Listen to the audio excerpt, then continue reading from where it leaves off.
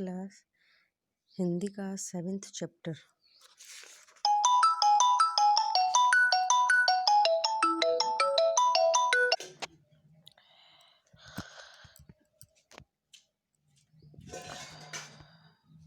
Good morning 10th class Hindi का 7th chapter निराला मैं आपको पढ़ा रही हूँ। इसमें कवि कह रहे हैं कि नर जीवन के स्वार्थ सकल बलि हो तेरे चरणों पर माँ, मेरे श्रम संचित सब फल। जीवन के रथ पर चढ़कर सदा मृत्यु के पथ पर बढ़कर महाकाल के खरतर भार सह सकूं, मुझे तू दृढ़ कर जाके और मैं तेरी मूर्ति अश्रुधर घोत विमल। रक्त जल से पा सकूं बलि कर दूं, जननी श्रम संचित फल कर दूं। इसमें कवि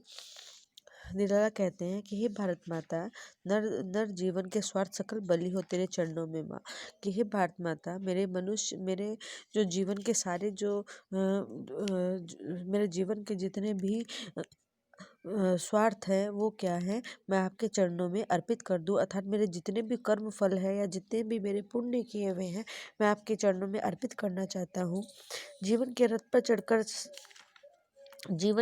पर चढ़कर सदा मृत्यु के पथ पर बढ़कर महापाल के खर पर भार सह सकूं, तुझे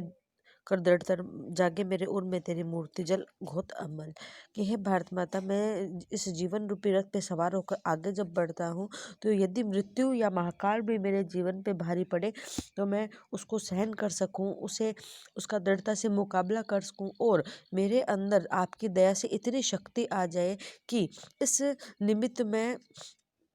इतनी मेरे अंदर शक्ति आ जाए कि मैं मृत्यु के प्रहार को भी सहन कर सकूं, उसमें भी मुझे किसी तरह से कोई बाधा न आए। और जिस समय भी जीवन की परेशानियों में मैं डूबा हुआ हूँ या जीवन की परेशानियाँ मेरे आगे आए, उस समय ही माँ मैं आपके आगे अपने आँखों के आगे आपकी मूर्ति आपके हृदय आपकी अपने अंदर उस मूर्ति को उतार सकूं, ताकि मेरा जो हृदय तल है या जो मेरा हृदय है उस मूर्ति के साकार दर्शन करके मजबूती को प्राप्त कर सके।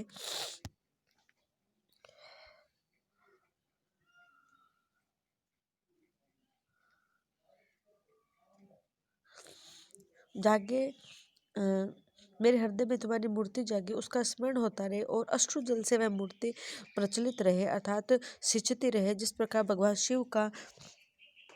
अभिषेक होता है, उसी प्रकार मैं आपके अपने आंसुओं के द्वारा आपकी उस मूर्ति का अभिषेक करना चाहता हूँ। हे माँ, मैं अपने श्रम से संचित जीवन फल को अपने अश्रु जल के साथ तुम पर न्यौछावर करना चाहती हूँ। हे माँ, मुझे आप ऐसी शक्ति प्रदान करें ताकि हर जीवन के पथ पर मैं बढ़ करके अपने मार्ग को प्रशस्त कर सकूँ। अर्थात कवि इसमें कामना करता हुआ कहता है कि जीवन को बाधाओं को पार करके मैं अपनी माँ के चरणों में बलिदान करके यश को प्राप्त कर सकूँ। बाधाएं तन पर आए देखूं तुझे नयन भर, मुझे देख तू सजल नेत्रगों से अपलक उड़ के सतदल पर क्लेद युक्त अपना तन दूंगा, मुक्त करूंगा तुझे अटल तेरे चरणों पर बलि देकर सकल श्रेष्ठ श्रम संचित। इसमें कवि निराला कह रहे हैं कि चाहे मुझे अपने शरीर पर या अपने जीवन में चाहे कितनी भी बाधाएं आए, लेकिन हे माँ, मैं नेत्र भरकर अर्थात आपको अच्छी तरह से देख सकूं, क्योंकि माँ के रूप में आप मेरे सामने साक्षात हैं। हे भारत माता, हे माँ भारती, जीवन में इसी तरह की मैं कामना करता हूँ कि मैं आपको अपने पास पा सकूं और मैं तुम भी मुझे अश्रुयुक्त नेत्रों से एकटक देखती रहो, क्योंकि मैं तुम्हारे हृदय रूपी कमल पर अपना गीला शरीर अर्पित कर दूंगा, क्लेद युक्त अपना तन दूंगा, मुक्त करूंगा तुझे अटल। ठीक है, अपना गीला शरीर अर्थात अपना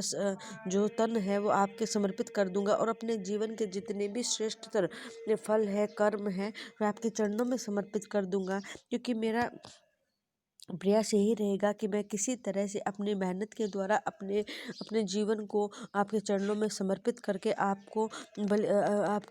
इन सभी कष्टों से मुक्त करवा सकूं, किसी भी तरह का कोई कष्ट आपके पास नहीं आए। इस तरह से मैं ये कामना करता हूँ कि किसी भी तरह से मैं अपने जीवन को समर्पित करता हुआ आपके चरणों में अपने जीवन को अर्पित कर सकूं, क्योंकि हर एक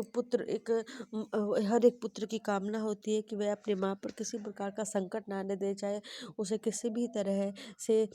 या किसी भी हद तक जाकर अपनी माँ की रक्षा करनी पड़े। उसी प्रकार का भाव अपने पुत्र होने का कर्तव्य भारत माता के प्रति अर्पित करना चाहता है। कवि कहता है कि अपने जीवन के संचित जितने भी पुण्य हैं या श्रम है, वो भारत माता के चरणों में अर्पित करके माँ के प्रति एक जो ऋण है वो मैं किसी भी तरह से उतार सकूं।